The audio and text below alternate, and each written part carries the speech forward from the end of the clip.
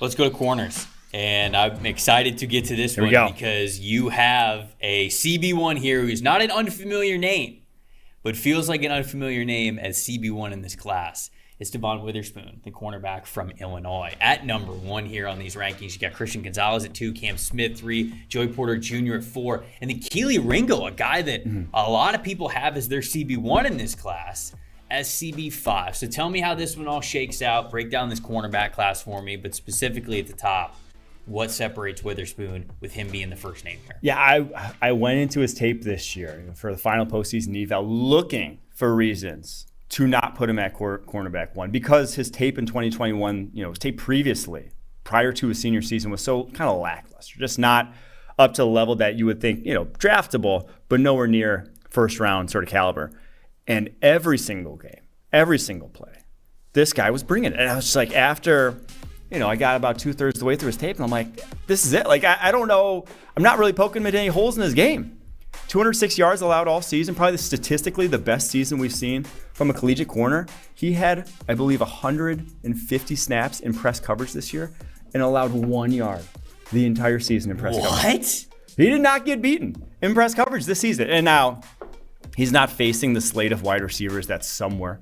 The Big Ten West is not known for producing, first-round caliber wideouts, sure.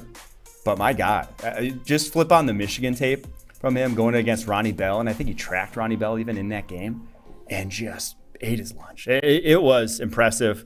The mentality is there of a CB1. The athletic tools are maybe not elite, but definitely I think he's going to run somewhere in the low 4. Like, he is fast, has the twitch, has that ability that I was, again, looking for reasons not to put him CB1 at the end of the day after finishing all his tape. I'm just like, he's CB1. Maybe not a top 5 to 10 pick, but probably. But if you're going to draft him somewhere there, I don't think I'd argue because I think he's just going to be a damn good NFL player. I love the topics of conversation that we're having here in the chat because we've got people who love Devon Witherspoon, of course, but we also have people who are like, nah, Christian Gonzalez is CB1. No. Joey Porter Jr. is CB1. Now Cam Smith is CB1.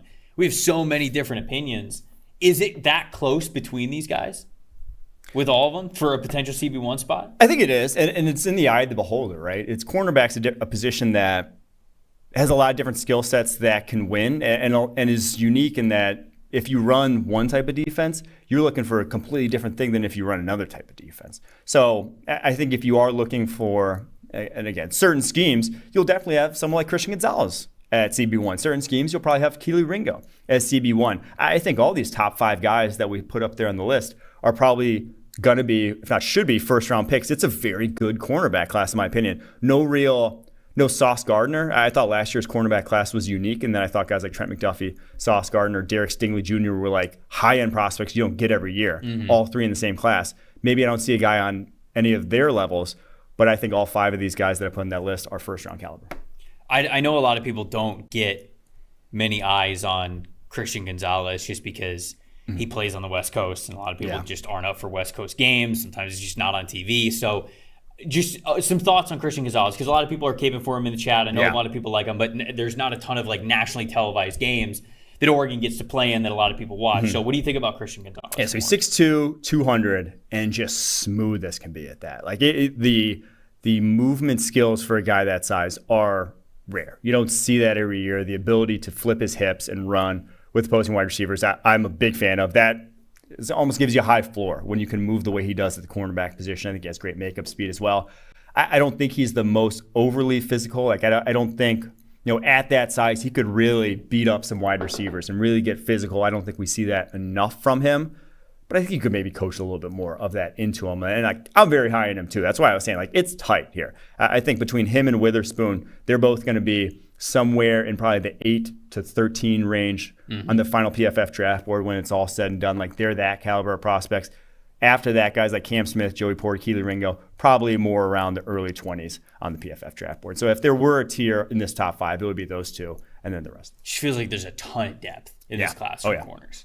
Just echoing what you said, maybe not as star-studded as last year's cornerback class was, but man, you can get a good corner, I feel like, in both rounds. Throughout the top 50, throughout the top 60. Yeah. The one guy, so someone mentioned in the chat here, Clark Phillips, Utah corner. Going to have a lot of fans.